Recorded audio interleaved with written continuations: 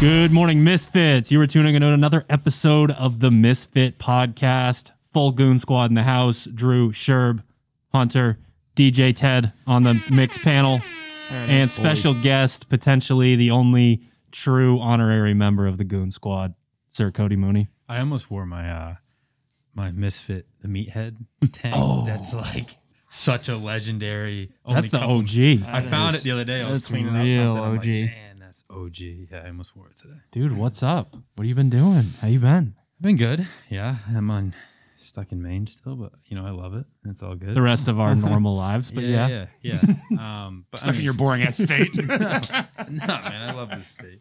But no, I mean, really good. I can't complain at all. So yeah.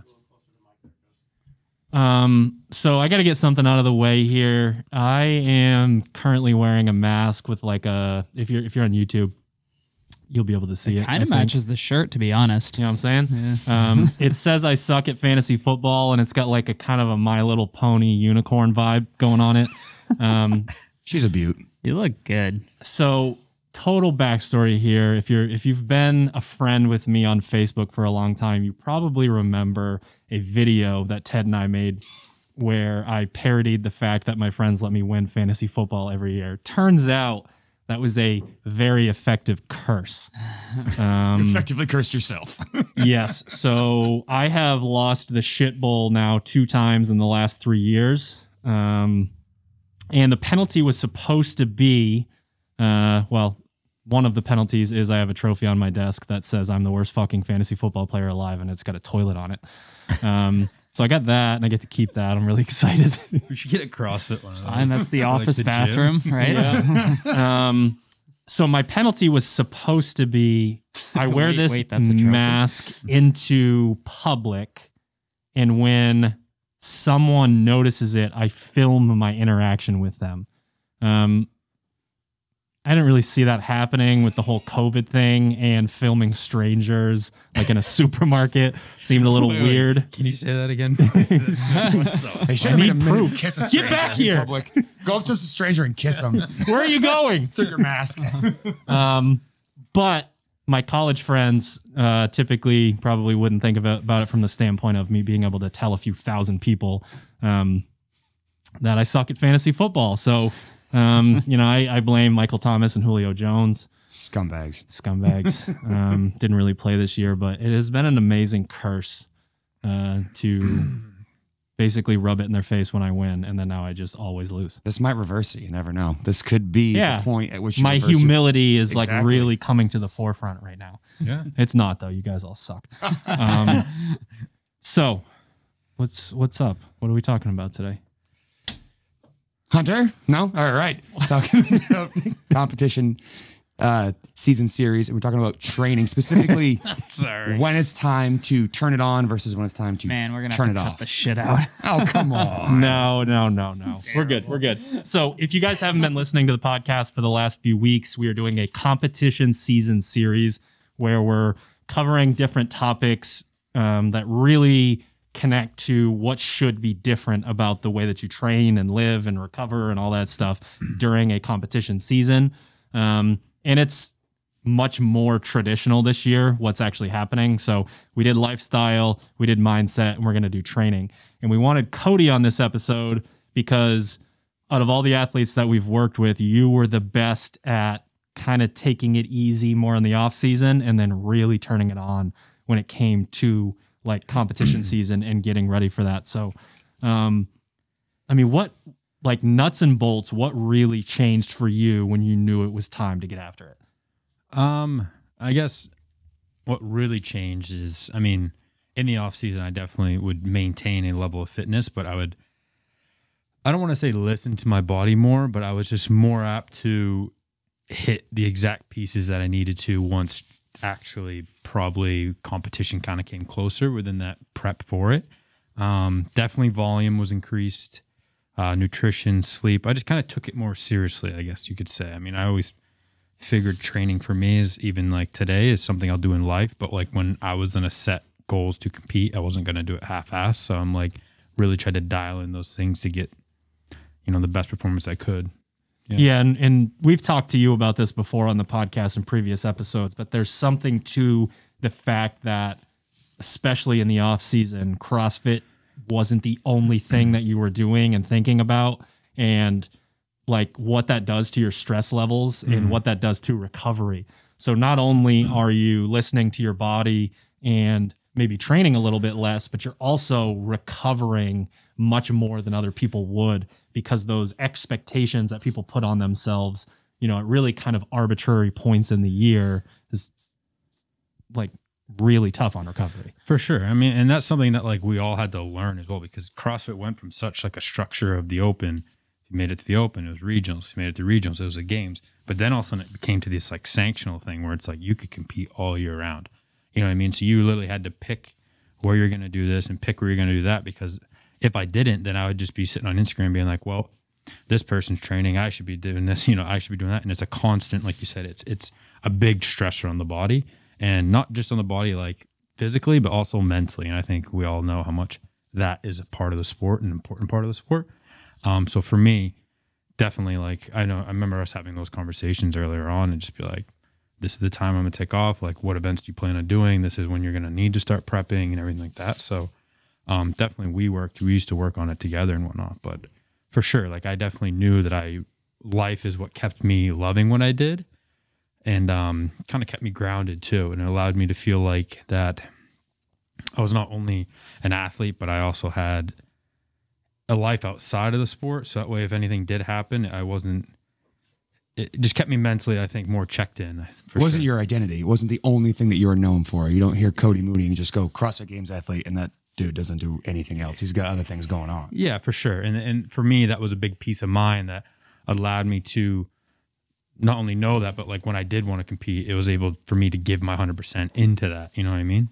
Because it was almost becoming a choice instead of, I think some people feel like, well, that's all I am, so I'm just going to do it again. Well, that's all I am, so I'm just going to do it again. And, you know, you kind of become a rut. Like there's plenty of people I've trained with. I'm like, well, they're like, oh, I got to fucking train again today. Yeah, we talk about that a lot with athletes. The I have to versus like I get to train. Like some athletes really do get caught in that, like because their CrossFit capacity and their ability, it becomes their identity. It's I have to. And it's like you know, take a second and say you get to do these things, and you know you shouldn't give them more power than they have, which is nothing more than a session in the gym for anywhere from 30 minutes to whatever, 2.5, 3 hours. It's an opportunity to get better. But if you look at it as I have to, it just becomes this daunting list of things that you might not be willing to invest your time into, or attach, again, too strong that identity to the point where if you have one bad session, it could throw your whole week into whack. And like anything, if you take it for granted, like being able to compete and all this stuff, I mean, you almost get lazy in the fact of it. You know what I mean? It's just like, oh, I'm just going to do this training session. But if you actually have like the right mindset and the right goals, it's becoming, like you said, it's a privilege to be out there and, you know, be able to work out and do all those things, be able to travel. So if you treat it like that, it's a lot easier to give like 100% and realizing that like this shit's not forever. You know, I could do one thing and it could be taken away from me. And like, there's plenty of people that'd like to be in the spot that I'm in. So that always kind of kept it a peace of mind for me. So one thing that like, I think everybody at this table is tracking on the idea that you can't be on all the time. We talked about it last week. Like if you're always training at you know 100% capacity, you're never training at 100%. You know, there has to be some sort of ebb and flow. For you have an incredibly high baseline where like you could go a year with just kind of doing probably, you know, a one workout a day sort of thing and maintain a still like elite level of fitness, and then be able to kind of, if you wanted to compete, really start training, ramp up and turn it back on and become a serious threat. There are people who are listening who are saying to themselves like, guys, this is all well and good, but like I'm pretty far from my goal, or like I do not have that luxury. And I think that I need to be in the gym constantly, whether I actually want to be or not. I need to be in the gym training because these chest to bar pull-ups aren't going to get better on their own. They're not going to get better with me, you know, going out and hanging out with friends or traveling and stuff like that. And we can debate that, but you know what I mean? Like they're those people who don't necessarily have the luxury of that baseline and say like, well, fuck, like how I need to get there. So I need to spend time in the gym. Right. Like how would you like answer that, or somebody, you know, if somebody asked you that, what would you say? I mean, if it's a priority, then it's going to take sacrifice. I mean, yes, I hold a baseline of fitness, but that baseline that I hold is also a sacrifice, and I'm sacrificing a lot of things that I could be doing, and I still choose to work out because I still do like to maintain that baseline. Yeah. But I mean, it's just like any other sport. I mean, it is a professional sport. There are people that do this constantly, and if you want to be able to compete, if you want to be one of like the people that are on that stage, you're going to have to make sacrifices. But that's anything in life. You know, if I want to start a business, if I want to do this, if I want to do that, if I want to do well in studies, like I have to sacrifice some things.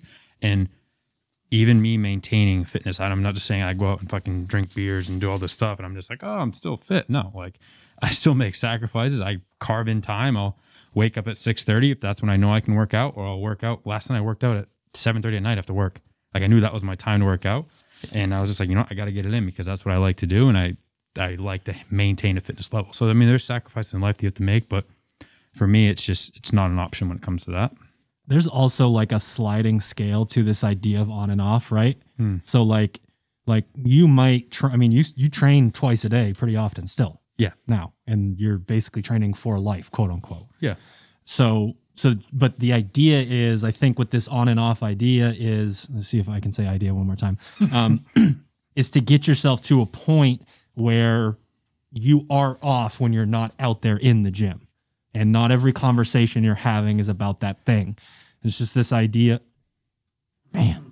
Concept, thesaurus idea. It's getting yourself into a mode where you know that you can switch back and forth between I'm going out there, I'm stressing my body, I'm stressing my mind, and now I'm going to go recover. And that could mean taking it easy in an off season. It could mean learning to chill the fuck out at night. It could mean your rest days need to really reflect recovery. So it's really important to me that we put a distinction on that. Yeah. And then there's also just this idea concept.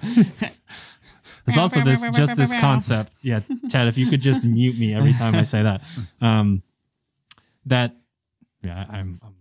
lost now. It's like when you started talking about it, I thought to myself, it's kind of how we frame sleep hygiene. When you go into your room, like that is the space where it's time to go to sleep. It's time to rest.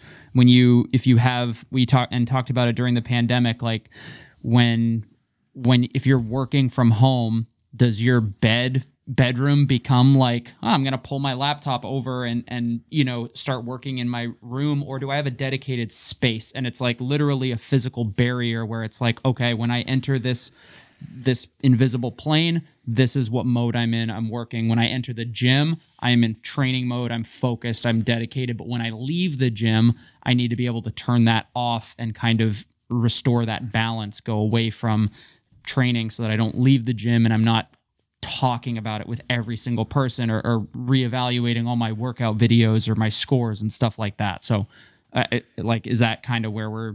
Yeah, of course. And to go back to, you talked a little bit about both of you, the concept of, I get to train versus I have to train. I think COVID has really put a lot of this stuff into perspective for people, right? At first it was, wow, this is amazing. I'm actually recovering. I'm, hitting PRs. I'm doing all these things because I'm actually relaxing to a certain point. And then it was, please let me get back in the gym as soon as possible to do that. And like with anything else in life, it's about balance. It's about finding, like, I do want to be able to go to the gym and I want to be able to use the tools that I need to be able to get myself there. Sometimes it's the assault bike, sometimes it's the C2. I got to have my rings. I got to have all these different things that make me a better athlete. But I also need that piece that I learned at the beginning of quarantine where, like, I'm not beat up all the time. I'm not stressed all the time. I'm not sore all the time. Like, those things are important. We talked, actually, you and I talked about this with like Caroline, for example, when the pandemic started. She was stuck basically at home with a C2 bike and like a rower and the ability to go run a bunch and like no rings, no place for, barbells and stuff. And it was just like, well, how do I stay in shape? And we obviously pivoted to making sure we had versions of workouts you could do at home with minimal equipment. But she came back and we're like, God damn, she got really, really fit because she put the effort of, hey, I just got to go in and try really hard. I don't have this option of this, weight buffet and machine buffet to choose from. I'm just going to go in, work really, really hard, and maybe address some things that were maybe put to the wayside because there were those shiny rings and that heavy barbell kind of hanging around. She got herself really, really fit. And we've seen athletes who have an opportunity where like maybe they get injured and they can't do a certain body part, or they have to modify around and they get really good at something. And you're like, I didn't think I'd keep a fitness level of this height, this height, but it was just because I decided, hey, I want to go in and give it all. Because one thing I think is really funny is that some athletes will look at that and be like, if I want to be the best, I got to be obsessed with every single detail. But that obsession can actually drain your battery to the point where you can't recover, can't train, can't get the benefits we're talking about. Because in the past, you and I have talked, Cody, about how nice it is to be able to go in and do your training. And then the second it's over, you're somewhere else. Yeah. Talking about, what am I going to cook tonight? What am I going to do for relaxation, stuff like that. And I think that is more or less like my off season was always shit. I'd work out 3 times a day if I had the time, but it's more the mental space that you kind of talked about that I think really, really helped me once I learned to do, because obviously, I mean, when I was young and just like everyone else, you do CrossFit and now you do a bad open workout, you watch it fucking 10 times, or you go home and you see all these people on Instagram saying, oh, doing this, I can't lift that, or they can lift this. And you obsess about it. And it just really like wear and tears on you. And that's what I think, what I had to learn to do, that like once I left the gym, I'm like, I still have a life. And like my life is very important to me. And, like the people around me don't want to just hear about my fucking open workout that I just bombed, or, and this and that. And it'll make you not the best version of yourself. And once I learned that, like, it's okay, like shit's going to happen. It happens to everyone. Like I need to kind of let that go. I was able to relax when I was away from the gym, but I was also able to give 100% of myself when I was in the gym. There's the opportunity for reflection when it calls for. There's time for that to be like, all right, I should have done this or that in the workout. But then that shouldn't be taking place 6-7 hours after the workout. Still going, man, if only I had gone 7 and 6 on the thrusters instead of 8 and 4, like that type of stuff. Especially like when the competition season comes up, like the open, where you're gonna have a second chance. If you can kind of just no, it doesn't. That's what was hilarious. 7 and 6. Yeah, I should have done 8 and 4. I should have done one fewer reps. Yeah, there you go. Tracking. Yeah, sure. We'll do like 3 and 2. He's like, dude, I was like 10 and 5. What are you talking about? But no, I mean, definitely that allowed me to, like, even on some days. I mean, we used to have a huge crew that worked out, and on our rest days, everyone would come in. I'm like, yo, I can do my mobility at my house. Like, I don't. You weren't part of that group that would come in and hang out all day, every day. Yeah, I'm gonna break a sweat and do this, and all of a sudden you end up doing 6 pieces. I'm like, no, I just needed to like get my own space, and I think that, Drew, you touched upon it. Like, it's a big thing to be able to back away from the space. I think with anything in life, though, I mean, people have to do that. If I work a stressful job, I'm gonna go home and just be like, this happened today, this happened to this day. You're like, people aren't gonna want to hear that shit. And it's kind of the same thing for CrossFit, Yeah, and you're getting yourself into a groove, and then you're just working yourself further and further into it when you could step out and, not again bury yourself in all those places. The other thing that came to mind when you were talking is the quote, comparison is the thief of joy. So there was a really long time where you spent probably maybe a little bit too much time like comparing maybe your back squat or certain movements to other people. And then it almost became more fun to see you be like, what, did you stand on the podium at the CrossFit Games? Or, and I mean, I know you're not that kind of guy, but like things like that speak for themselves, right? So when you're always, when you're so obsessed with it and you're obsessed with seeing other people's scores in a specific workout, or, they can do this on the, C2 bike, assault bike, like there's all these different things where someone just has those like kind of freak skills. And when you pay attention to that so much, it's so hard to really like hone in on the fact that you're a beast in way more categories. And I think when you were able to just be like, I keep doing really well, like something is obviously right here. I think there was kind of a change for you in that. And again, I really do believe that part of it is because you weren't always so locked in on what everyone else was doing. Yeah, I mean, I would lie to you, though, if I didn't have times where I did that. And those are honestly some of my worst performances. Exactly. That's what I mean. That's the year, whatever year it was, I fucking missed the Open because I was just being, like, I missed regionals by 1 spot. because, I obviously was too far in my head and shit like that. So, I mean, it's a learning curve. That's what competing is. But definitely once I learned to kind of, it's that whole like handle, like don't try to worry about things you can't control. Control what you can. And that's just what I can do. And you got to be okay with that, So for sure. But it took a while to learn that. Like, and in a sport, that's an interesting topic to think about the athlete who might be, maybe you pay attention to like the Instagram, Instagram sort of the highlight reel, like social dilemma sort of thing, but you're somebody who generally performs well, like when it's go time. And I think that's just a reflection of your fitness level and just overall capacity. But it's a reminder that like when it comes time, like the tests that matter, the open, the quarterfinals, regionals, sanctionals, whatever the games, like that's all that matters. And your performance, you don't have to, if you're putting up constant, like a highlight reel of lifting regularly, like odds are there's something else that's so far, but that's going to bring that average back down. And if you're somebody who's like, well, I can't do that, but I can do this pretty well. Oh man, they did well in this workout, but I wasn't that far behind them. Like, again, we're trying to find literally the most average person, the best, most average person. That's what the sport is. So it's, if you don't, you probably would not have the same highlight reel with anybody. Your conditioning times on a lot of stuff probably, but those are like, that's kind of weird. It's like, I didn't do the exact same workout. I don't have that a piece of equipment. So it's hard to compare when we're talking about training. But when it comes to the competition itself, when everything is equal, everybody's moving the same distances, everybody's got the same machines, all that sort of stuff. And it's like, it turns out like I am still fitter than most of you. Like that speaks a lot to the kind of mentality that as you were talking about that too, you think about the people who are in that, like maybe not the top tier of fitness, but like just close enough to it where they, a good season, maybe they can make that leap to it.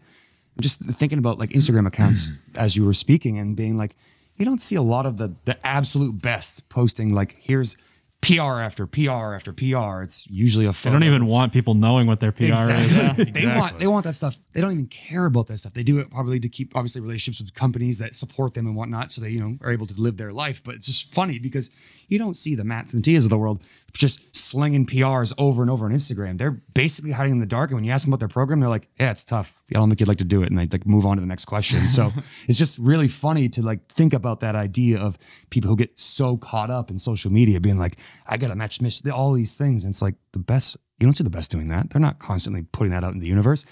They're doing those things in the shadows because they know that that's just one day. And that doesn't mean you're a winner or a loser. It's literally one day of training and you got to stack a bunch of those together. So this is actually a perfect segue into the next thing that I wanted to talk about. And that's just when you make that shift, basically everyone in this room is from a more traditional sports background, still probably more time spent in that type of on-season, off-season type of thing versus CrossFit. And one of the things we've been talking about, Cody, for the last couple of weeks is, again, the idea that now that sort of is becoming clear and existing within our sport as well. Because once you start the open workouts, you're really getting these small gaps to then like train to elevate yourself to a higher level and a higher level and a higher level. It's not like we have the open and then athletes get, 10 weeks until they have to prepare for this next thing. And then there are some athletes that only have like 3 or 4 weeks between their semifinals and the games. So you have to ask yourself, what does it look like during the training season now when it's like not get ready, it's stay ready. It's like, I'm good to go this whole time. And the reason I said it was a good segue is because of the whole back squat thing.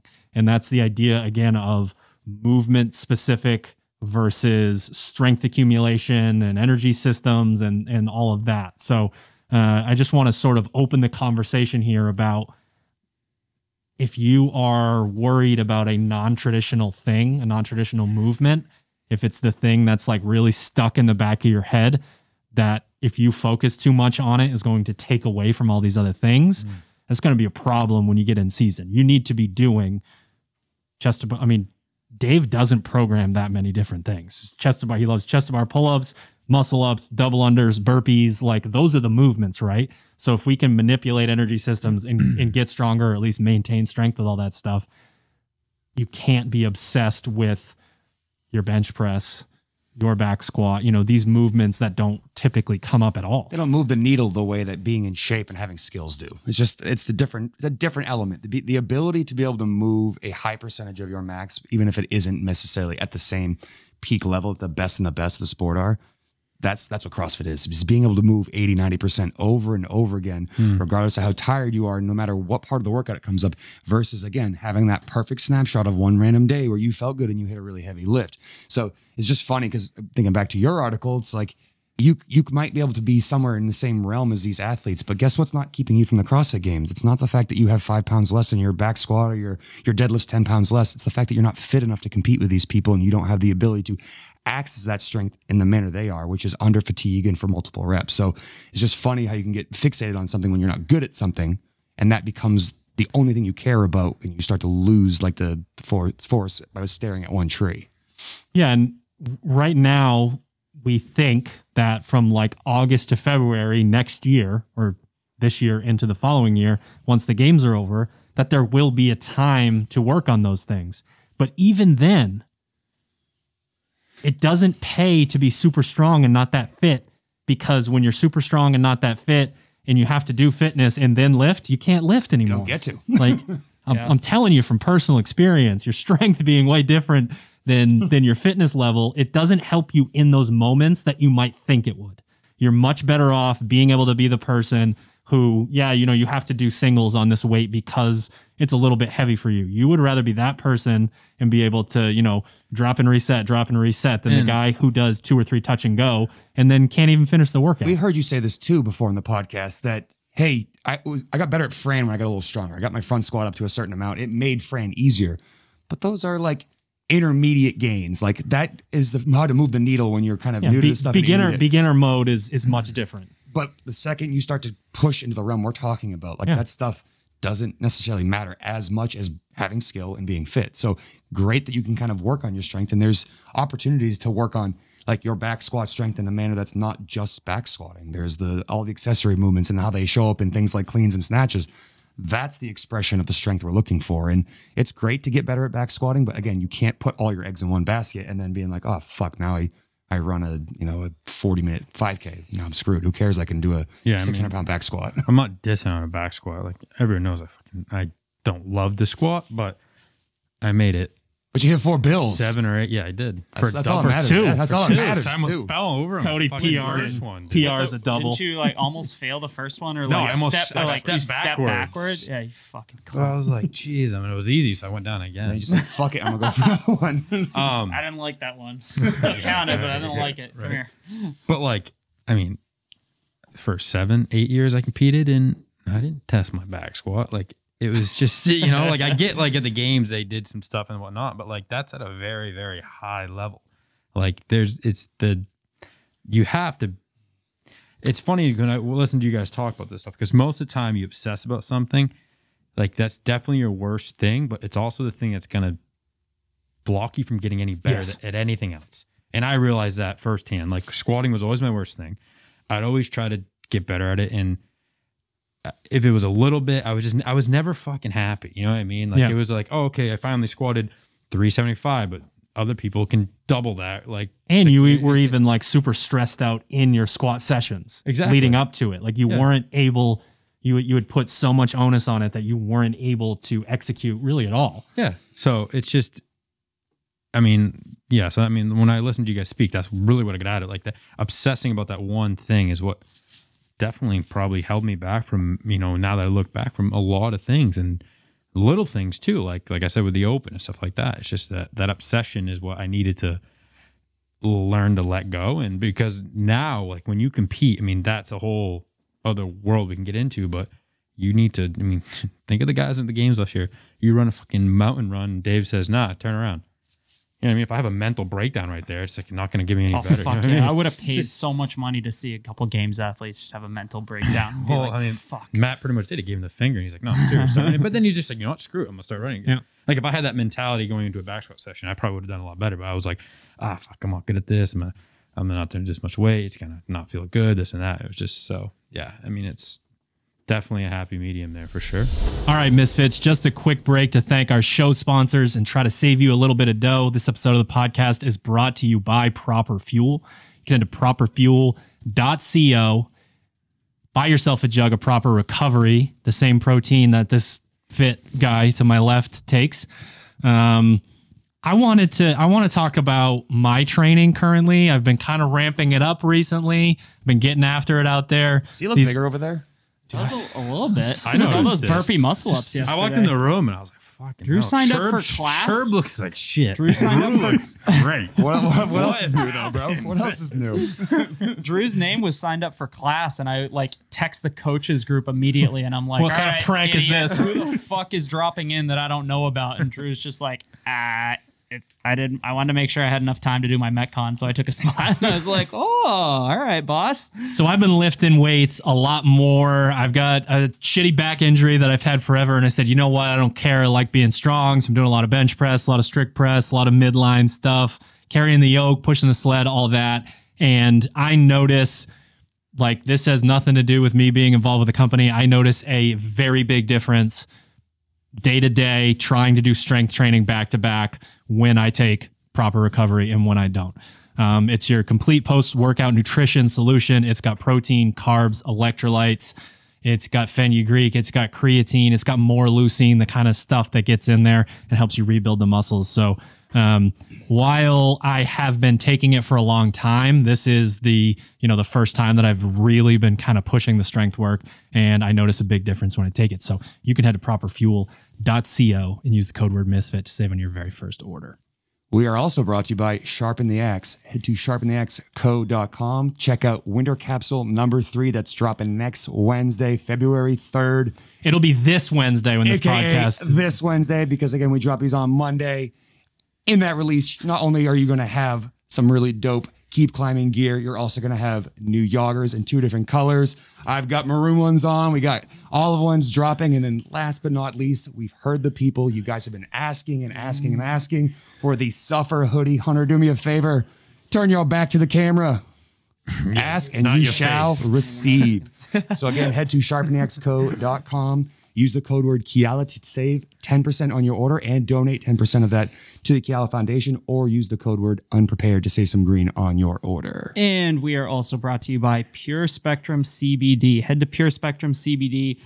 Get your hands on that salve. I've been really enjoying using the salve and kind of I found a Graston tool on Amazon. I remember looking those up, and I saw one, and it was like $150. Yeah, back in the day, just a hunk of metal was like $400. Like, I'll use my butter Needed a knife. Certification to buy it. Yeah, so I was mentioning it the other day to Caroline, and she was like, "Oh, just go on Amazon." It was like $20. I was like, "What?" So I found one on Amazon, got a Graston tool, and I've used that specifically on and around like the knee area for me. It's just been a hot spot for me, but using the salve has really helped out. So open prep coming around the corner, always better to be prepared with that sort of stuff, the recovery tools, than to be scrambling or waiting for that stuff to get shipped your way. So PureSpectrumCBD.com, use the code word Misfit to save a few bones on that order. Last but not least, we are brought to you by ourselves. You can head to misfitathletics.com, teammisfit.com for your affiliate programming needs, or the SugarWOD marketplace. All of those places you go, we believe in our programming so much that you can get 2 weeks for free. Head to any of those spots, get into it, get after it. You like what you're listening to on the podcast, you're thinking maybe these guys know what they're talking about. Unlikely. Maybe Sherb knows more in the world than just Butterfingers. Not really. Yeah. MisfitAthletics.com. A lot of attention. TeamMisfit.com. SugarWOD Marketplace. Affiliate programming. Regular programming. Like 26 other programs. 2 weeks for free. What else could you want? All right, guys. Back to the show.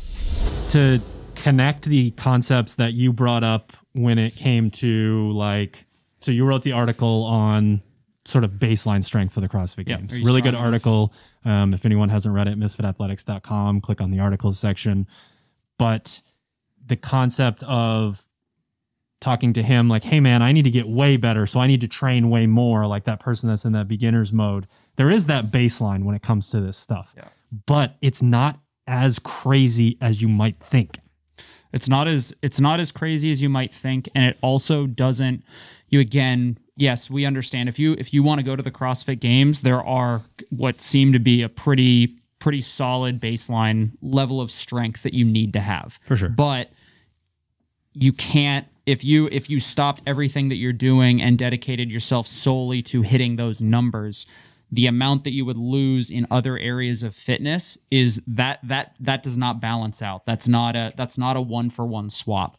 So we've talked about it a little bit before when it comes to kind of customizing your program. We even did like a podcast on like, should I stop CrossFit and become a weightlifter for 6 months or something like that? And I don't think that that's ridiculous if you are somebody who's like, yeah, I have a 3 or 4 year plan or something like that. But also we've seen the sport, the sport literally has changed every single year for the past like 5 years as to what kind of the standards are, what the requirements are, what the season looks like. And it's even like, it's very difficult to plan that far ahead and say to yourself, things are going to look the same at this point at that time.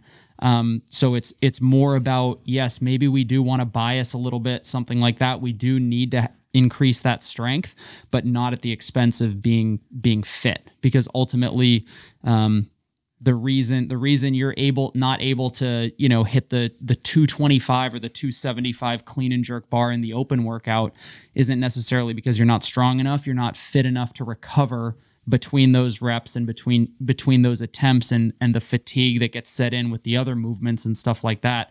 A 30-pound jump in your clean and jerk with no other increase in your fitness, that just means you're just going to tire out quicker. Yeah. Like it's not how it works. What makes this conversation hilarious now too is all of these other communities have accepted that GPP is now a part of their training. Yeah. So if you're a CrossFitter that goes to strength work and ignores your fitness, you are now the only person that's only lifting, because NFL linemen are doing aerobic work.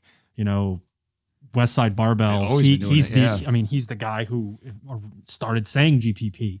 All of these, Olympic weightlifters are in CrossFit gyms and all that. So if you think that you can just go lift and everything will be fine and you'll be able to go do that mountain run, you wouldn't even make it. You wouldn't make it to Dave to tell him, for him to tell you to That's all I was thinking about when you got them on the mountain runs. Like, how helpful is that, like, 450-pound back squat when it's time to turn around the hill? Like, it was good for the first 15 steps up the hill when you start the race. But guess what? We've been going for an hour now. That's come and gone. But congratulations. Isn't that the coolest thing about the sport? Because, like, if I run a sub 5-minute mile, like, how helpful my sub 5-minute mile be when I have to do the fucking power total? You know what I mean? So, I mean, that is or like Helen. Like that is literally why CrossFit, I think, is one of the coolest sports on the planet and to watch, because of fucking people are freaks. Like, what they can do is super cool, but take it from no one. Like, you put Tia just about in anything and she's going to do well. Like, and there's a reason for that. And the more you know about strength and conditioning and CrossFit and what it takes to get there, the more impressive it is. It, like, on its surface, I would say, for like a casual observer, like, you don't get it. Yes. And that's fine. Like, thrusters and pull-ups, like, no concept of what that weight is or how difficult those things are. But the more you know, the more it's like, holy shit, like, this is impressive. Well, when someone has an entire lifetime of work to check off a single box, and some of these athletes have like 10 boxes checked off, you're like, how is that even possible? Yeah. We got to address training in the open, because the open is not the open anymore. It's a lot more community based. You basically have to come in like the top 30,000 or 3,000 or 30,000. Oh God. Who knows? It's top 10%. Yeah. And there's a lot of people. I'm not going to make it. We're not going to make it. Thousands. We're not going to make it this year. Thousands of people. Oh, I read the article. They said, hopefully, like, they're shooting for 500,000 to sign up, but that never happened before. So that'd be what, 50,000? Yeah. Yep. Yeah. So worldwide, though. Yes. Yeah. So this obviously changes the concept. We're talking about someone like Caroline. She's training to make a big push at semifinals. Yeah. That's not close to the open, No. and the scores reset. So how should an athlete train during the open now? before there were very kind of strict protocols from, us and most of our peers about how often do you train during the week, the day before, how much training can you get in on the weekend, really, because you got to do retests and everything. It's very important that athletes that are trying to get to those higher levels, that they understand that they are prepping for quarterfinals during the Open, while the Open is happening. Yeah. And staying healthy now is more important than ever. Like, you have that's like, and that's falls on what you're talking about. Like, you have a long season, and if an injury is what takes you out because you think that you can be my fittest ever from the Open until your semifinals, like, good fucking luck. You know what I mean? It's just not going to happen. So, like, I mean, again, that's why every athlete that competes at a high level here, they have a coach, they have someone to help guide them through that. Because our job is to work out, and obviously your coach's job is to make sure that you're doing the right things. But I totally agree with you. Like, you're not preparing for the Open this year. You're preparing for your quarterfinals, your semifinals, and you're still doing that within the Open. The Open is just like one of your pieces that day that you film and you get after and you give it your best shot. But anyone that belongs in the quarterfinals, they're going to treat it like that, and they're going to qualify. To me, this season's a little bit longer, that like training period to qualify for the CrossFit Games, but it's got to feel good as an athlete to know that like their entire season doesn't hinge upon whether or not you get a cold in February. Like, that to me is kind of, I know there's going to still be quarterfinals and you still have to do well to be able to get to the next step, which would be semifinals. But to me, it's just nice that, yes, the Open's a community-based thing. We want to get a bunch of people involved, and there's still an opportunity to kind of see where you are relative to the rest of the field, but your season isn't hung upon the fact that you can't finish in the top 20. I thought that was a really nice part of it. It's nice to have a test and see where you're at, kind of benchmark yourself against the fellow competitors. Then you get a week to like synthesize that information and then hopefully get ready to attack that quarterfinal, get yourself ready.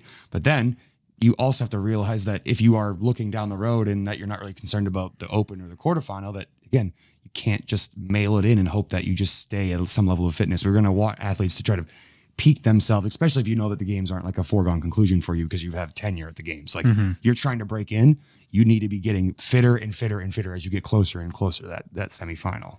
I mean, one, I don't think any athlete can take quarterfinals for granted, just because you don't know you don't know how many people. If the North American continental, regional, whatever, is 10 athletes, like, that's a hell of a lot different than what most people, like, I'd say we're probably expecting, like, in the like 30 or 40 range, like a la regionals, sort of. And like we that. should probably address that we had the podcast where we talked about the semifinals and how many athletes there were going to be in the percentage breakdown. Yeah. We did not mention that they said that there would be 10 events, which means there could be multiple events on the continents that had more participation. Right. So 10 continents. Which, I mean, we'd hope that would be the case. Yeah. It's still, the math still does not work out to like have it be totally 100% fair to everyone who wants to play in the United States. But when it comes to, I normally don't go backwards to take the opinions of the guy, but when it comes to finding the fittest on earth, if you were going to come in 38th in the 14th region, sorry. Yeah.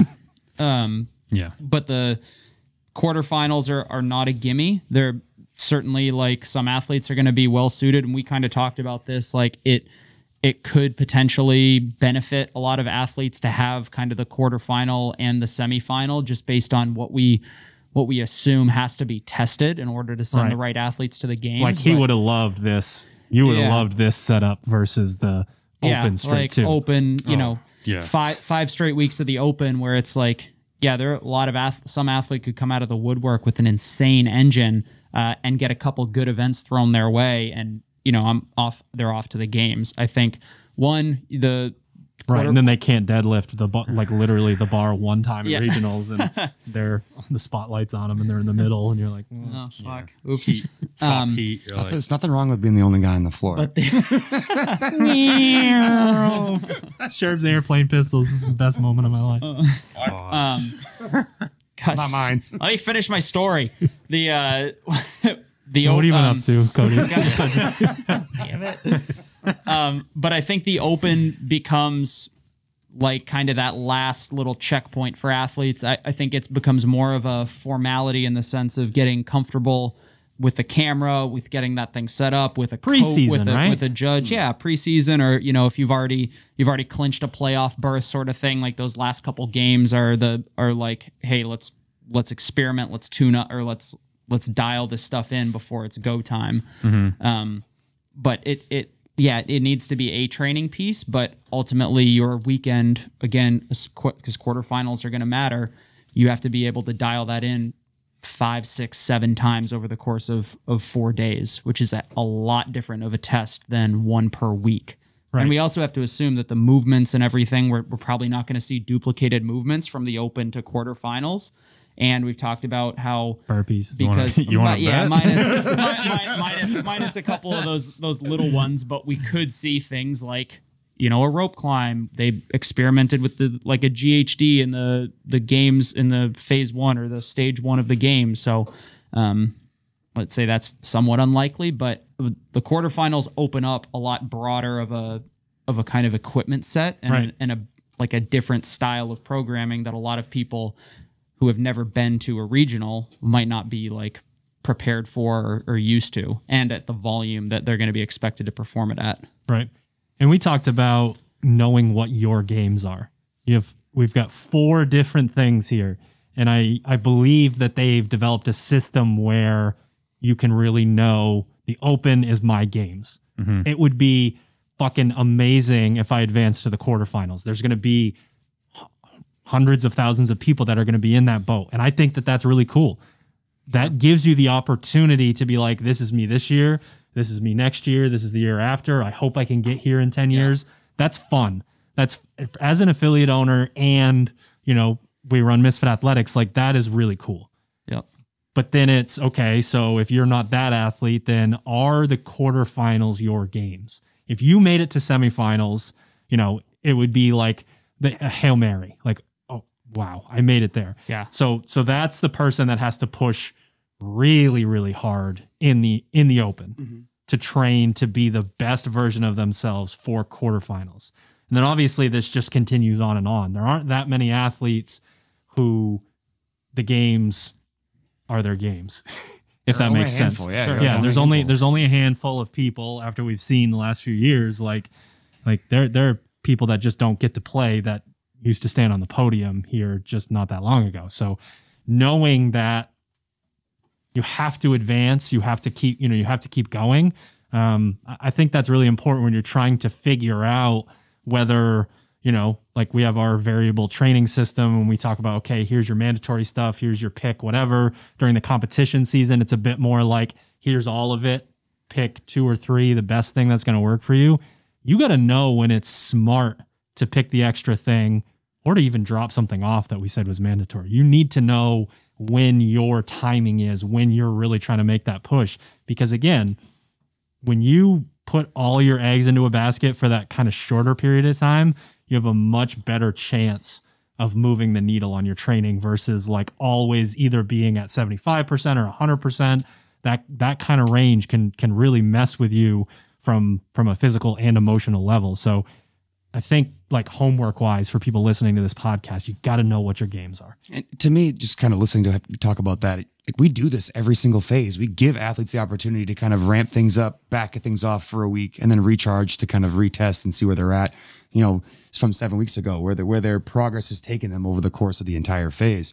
And that phase is a microcosm for the entire season. There has to be periods where you back things off or where you have certain things where you're like, you know what, every Wednesday they put an additional handstand push-up piece on the blog, and during test week, I had a lot of trouble with X, Y, and Z tests, and I need to make sure that every single time I see handstand push-ups as an optional piece or an extra, that I hit that. But that might mean I take out my deadlift piece because guess what? I don't need a deadlift. But understanding that 7 week phase can be then extrapolated out the entire season. You can take that mindset of realizing that those are basically analogous into one another, that a lot of our athletes do this day to day already. Now it's about taking that view and stepping back to 10,000 feet and saying, all right, I got to make sure that I understand what the season looks like for me. And there are times where I got to put all my eggs in a basket, and sometimes where it's like, it's okay to take a couple eggs out and go out of the gym and, go to the beach or go for, a trail run or just do something that's not fitness related completely. Because if you do it constantly, like you said earlier, like if you're always training at 100, you're not training at 100%. So to me, I just think it's interesting. You could use the 7-week phase as a, analogy for the entire season. And I think touching on what Drew said, know your games. I also think like Hunter kind of said too, a little bit, like the first 2 stages are in your own gym. You're gonna have to video your workouts. You're gonna have to get comfortable turning on a camera, saying your name, and performing as you would in a normal day. And that's just like, that's for some people, that's as good as adding another piece. Like, get comfortable with that. Get used to that, because that's what like intensity wise. Exactly. That's what it's gonna be. Like, I've seen throughout the years, I've seen so many people, and myself included when I was very, very young, that the minute all of a sudden I turned on the camera and I said my name, I was like, I couldn't control like how I was feeling, my heart rate, this and that. And if that's what you're lacking in, fucking work on it. Like, because if your open is the games, don't let it be ruined because you have to turn on a camera. Like, you know what I mean? So I feel like people need to get a TikTok and start sending videos of themselves talking. Seriously. Like, I think that like the whole thing about this whole talk we've been doing is like just knowing yourself, like knowing that you can't constantly think about CrossFit, knowing that if you overthink it, it's really not going to help you. Knowing if you just say my back squat sucks, I'm just going to squat, it's not going to be good for you. But knowing yourself is the people that do well, they know when to turn it on, they know when to turn it off, they know how to turn it on, how to turn it off, and they're athletes, they're full round athletes. And to do that, you have to, trial and error, but you need to learn from your mistakes and try to fix them. So we need both you to help us here, because we need permission to do something, and you'll be talking to the people listening and you'll be convincing them as well. So you qualify for the semifinals. Yes. Pretty straightforward if you get to go week 1. You got 5 weeks to prep. That's a reasonable amount of time to get after it. Yep. If you're week 4, you have 8 weeks to prep. We have issues with what we think is best for the athlete, and then what we can convince a large group of people to do. So if you were one of the athletes and you had to go in week 4, do you think you would want all 8 to 9 weeks going all out? And if not, how long would you want? And what would you do? Nods head left to right. What would you do in those couple of weeks leading into getting your prep started? So is this going to be like regionals? Well, I will know the workouts because I'm later. No. Supposedly, each semifinal is writing their own workouts that have to be approved by HQ. Okay, so they're not standardized in that way. Imagine. I mean, they could be written. They could be written already. They have to standardize. I feel like they would have to standardize at least the announcement date, because if week 1 athletes or is it maybe just at the event? I guess it could just be at the event, because we're assuming they're all going to be different. Well, I mean, if this was me, I'd hope. Yeah, you would hope, I hope they tell them 3 seconds before. But no, 9 weeks. I mean, you got to think too, because if you're going to be going last within those 9 weeks, you're going to be seeing all like other athletes compete, other people qualify, other people mess up, not qualify, people that should qualify that shouldn't.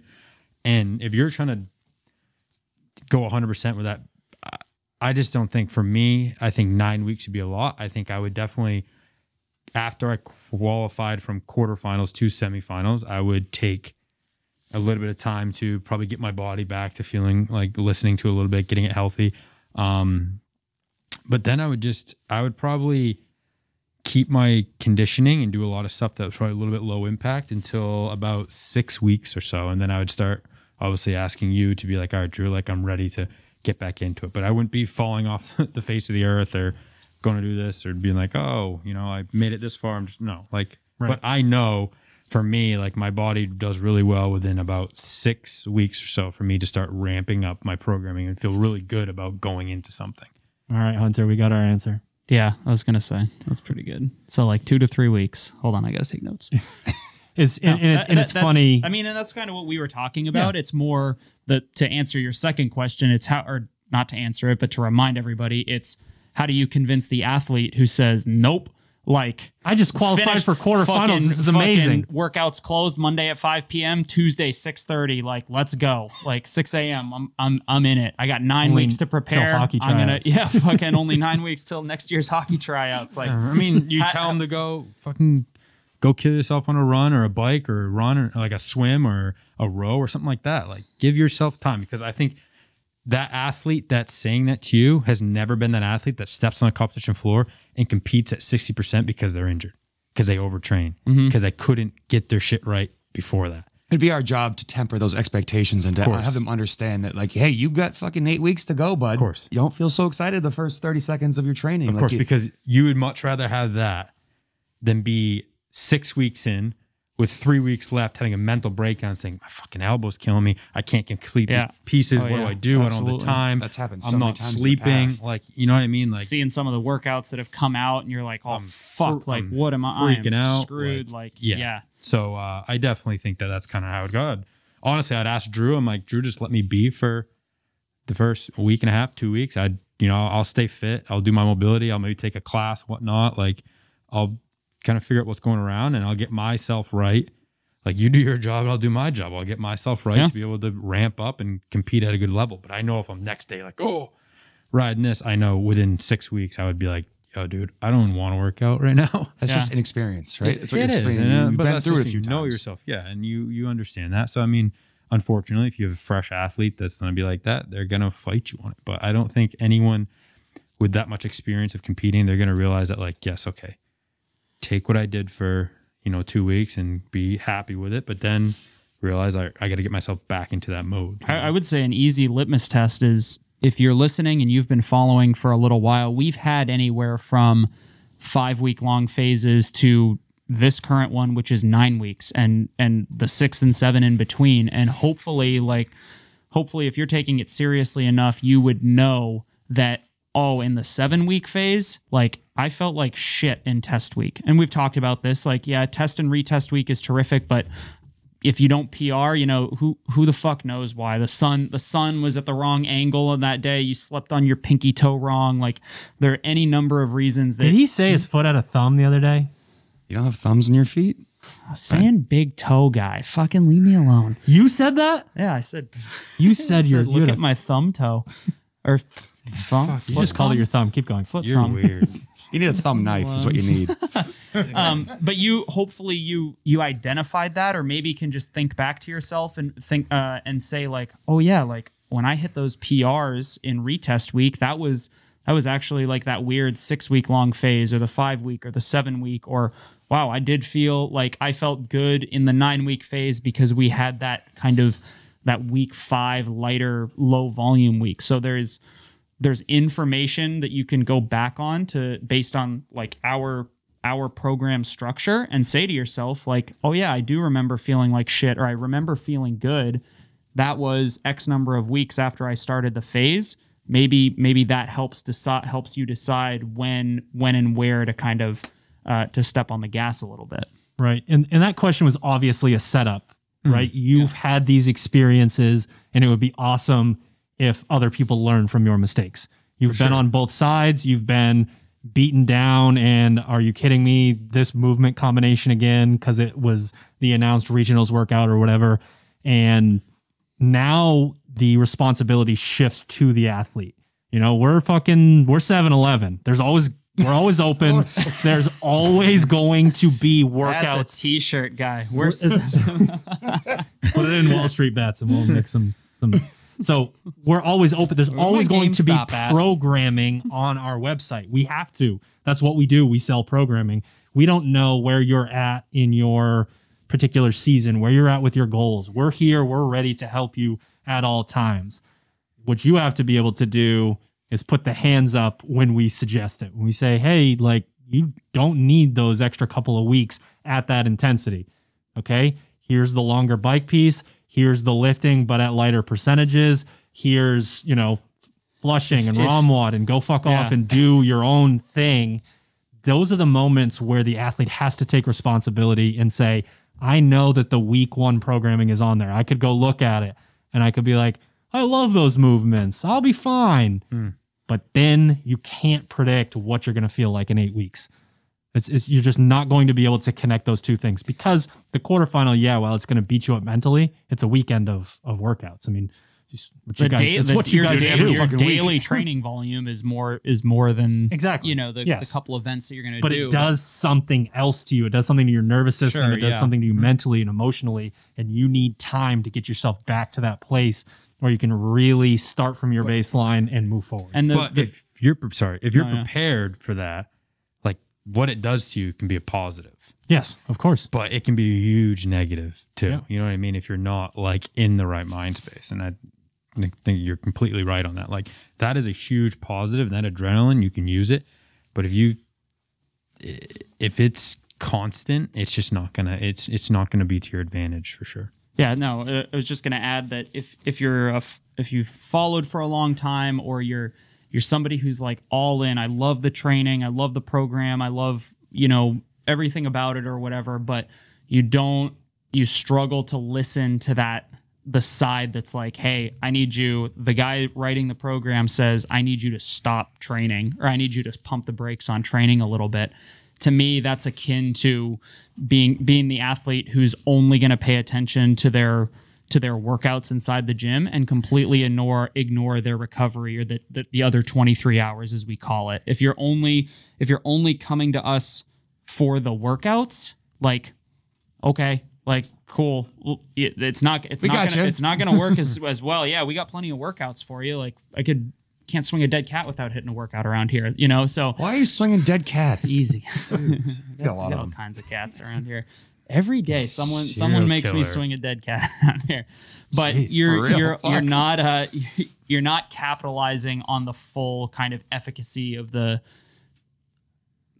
I don't want to say, like, because it makes it sound like, hey, I know exactly what the fuck I'm talking about. I know exactly what's right for you, because I don't know who you are. I don't know who's listening to this, but ultimately, you just heard it from 3 people, 2 of whom have coached athletes at the games regularly, 1 of whom has been on literally every side of almost qualified. I missed regionals by a point. I missed the games by a point because of a workout. I stood on the games podium. Like, you can't get a much wider breadth of experience and knowledge. And everybody's saying you got to make sure that you know when to pump the brakes just as much as you know when to turn it on. And I think that's an important thing to take away. I think from they go hand in hand. Yeah. I don't think we have to cover the games prep because it's the exact same concept in reverse. The week 1 athletes then have that extra time. And then you have to consider, especially if you're one of those week 4 athletes, if you decided to go that full 9 weeks, good luck in your 3 to 4 weeks you have for games prep. Yeah. How many years in a row have we seen an athlete really come out and, like, out of the woodwork and hammer a sanctional or hammer the regionals, and all of a sudden everyone's all super fired up. They're taking the spot this year. It's theirs to take. Yeah. And then they get there and either they pull out with an injury or they're burnt out. For the 18th even time. if I'm the last week of semifinals and I qualify for the games, like, what is my first little bit of training for the games going to be? Most likely you're going to tell me, go out there. Have you swam recently? Right. Have you done this recently? Have you done that? You know what I mean? Like, obviously I'm going to be fit from doing semifinals with the barbell and gymnastics and stuff like that. And we all know that's the stuff that kind of beats your body up. So it's I mean, yeah, like you said though, if you need to learn to be able to turn it off, because if you can learn to turn it off, those are the athletes that can learn to turn it on too. And, they do definitely go hand in hand. All right, boys. Final thoughts. Sherb's up first. Oh, why is it always going to be first? Yeah. Final thoughts. Final thoughts for me is... dude, again, you can look all around as much as you want. I don't have notes. All I have is comparison is a thief of joy. I'm going to steal that one. Use it again. I mean, I stole it, so... But anyways, it's the concept of understanding that it's okay to give yourself the permission to chill the fuck out and to step out and to find things. Bro, you should be doing thrusters in your brain even when you're sitting. Wait, you don't think I'm doing thrusters right now? Dude, I am doing them right now. Hummingbirds. Fucking hell. What was that workout? Dude, I don't want to do another thruster. It was, what was it? Thruster, chest to bar. Remember, like, Tyler McBride? Yeah, he did it the old MF. Yeah. Dude, I just remember like bombing that the first time because I was so in my head, like ripping my hand, and I'm sitting there in like my college class thinking like, man, I gotta do that again. And just like, you know what I mean? Like, I think back, I'm like, what an idiot. Remember, like, if I would have just like gave myself a minute and been like, I remember at camp the following year when we did that, retested that workout. It was that, or was it the overhead squat one? It was the overhead squat one. Oh, overhead squat, chest to bar. And I just remember him in the round of like 78. He's just doing chest to bar and he looks over and he's just like, do I have to keep going? Like, we're just like, no, you can stop with your 10th place worldwide score at MF camp on Tuesday afternoon. I want to thank you all for my final thoughts. I was gonna see you guys say. next time. I mean, But that realistically, was mine too. my whole thing is just give yourself permission to chill the fuck out every once in a while. Find things that allow you to get out of the gym that you genuinely enjoy, because like you said earlier in the podcast, that's going to allow you to then, when you go into the gym, focus on what is in front of you for the day right now, what you can fix, not what needs to be done 8 weeks from now, what's coming up next season. What's in front of you right now is what you need to focus on, and being able to step out of that mindset occasionally is going to allow you to then check back into that effectively. I'm gonna steal the know when your games are sort of idea, because I think that solves so many. Doesn't solve so I'm many just handing them problems, out today. but yeah, appreciate Just it. make up for me Underhand saying pitches. idea 74 times at the beginning of the podcast. Drew is 7-Eleven. His final ideas, his final thoughts are ideas. I always am up to some. 7-Eleven. Yes. Is just knowing when your games are. Is your games just making it from the open to quarterfinals and getting the chance to beat yourself up for 7 workouts over 3 or 4 days? Like, awesome. Gear yourself toward that. Do the things you need to. And the worst that could happen is that you really surprise yourself and you find yourself in a semifinal position. And same thing with, semifinals, like, holy shit, like, I can't believe I made it out of those quarterfinals. Now I'm going to go to in-person competition. And if you're reasonably fit and you prepare and you're like, odds are, like, if you're that person who's just happy to go to semifinals, you're probably going to enjoy training for it. And, I'd say it's a pretty long shot, but you find yourself like in a spot to contend for the games. Like I think that's a lot easier to handle than saying to yourself, oh, I'm going to the games, when it's not even a sure thing that you're going to leave quarterfinals. So Right. having the correct expectations for yourself, because ultimately, like, I would always rather the mentality of kind of overachieving in your goal and finding yourself in a really good spot at the next level. The following year. That's so much more confidence boosting than making a terrible, like a really overestimated assessment of your abilities, Right. and then trying to figure it out the next year. For sure. Last thoughts. To all the athletes that are going to be competing this year, it's going to be a long season of contingency plans. If you think you're going to be in person, it's going to be online.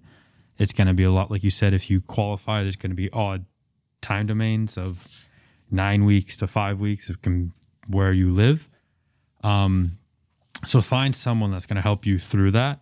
And like this whole thing was about, it's knowing yourself as an athlete. Like, every opportunity is an opportunity to grow.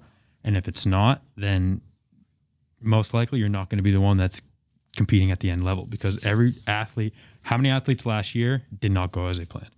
How many people that were very fit that did not end up on the podium? But I bet you this year they'll be right back. They've learned, they've done this, they've done that. And I just think that you need to learn to roll the punches some, but you need to learn to turn it off, so that way you can actually turn it on. It's a very important switch that many people are good at, but many people are not.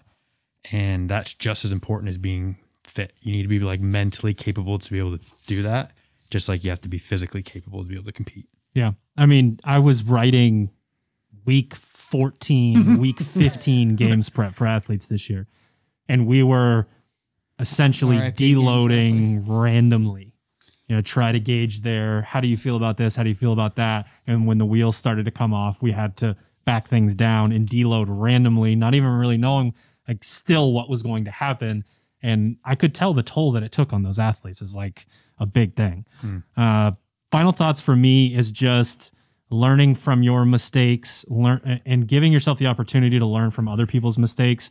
That's one of the, when it comes to business for me, one of the best things that I can do for myself is read about the mistakes that other business owners have made. It helps me typically more than copy this blueprint to do exactly what they did. So most of the athletes listening to this podcast can probably go back through their history, really kind of search it and think about the times when they have already made this mistake. And if you've already made this mistake, or you're listening to us talk about how we've all made this mistake in one way or another, you need to be able to adjust from that. You have to. If you continue to know in the back of your mind that you are doing the wrong thing, but the FOMO is taking over, or you don't know what to do with your life outside of this, it's going to be a problem. You have to learn from it. You have to do something about it. And we'll keep providing our opinion on exactly what that blueprint could be, should be.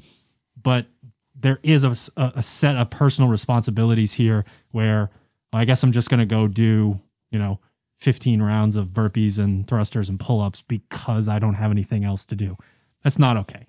Like, it's not okay. Fuck. And that's the thing, though. You got those people exist. I know. They exist, but they don't exist on the podium at the CrossFit Games. Correct.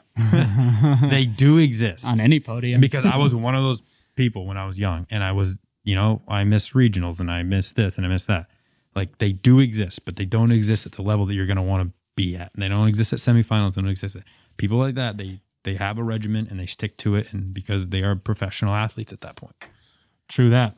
All right. We will try to get Cody back here to talk about competition season series episode ? Team training. I think he has a lot of insight into how often should you train as an individual versus how much synchro work do you need? Do you need to go buy a worm and sleep with it? He can tell you how he carried me in 2014 too, so you can tell that story. We're not telling any stories about your competition season other than your pistols at regionals 2014. All right, ladies and gents, thank you for tuning in to another episode of the Misfit Podcast, and thank you to our show sponsors, PureSpectrumCBD.com. Use the code word Misfit, ProperFuel.co. Use the code word Misfit to save on your very first order. And last but not least, SharpenTheAxeCo.com. You can use the code word Cody, to give him money, or you can use the code word Keala, Keala, and save 10% and donate 10% of your Keala. order to the Keala Foundation. Fuck me, use Keala. That was also a setup. As always, I'm at Misfit Coach on Instagram. Slide into those DMs. Let me know what you thought about the episode and what you would like to hear next. We'll see you next week.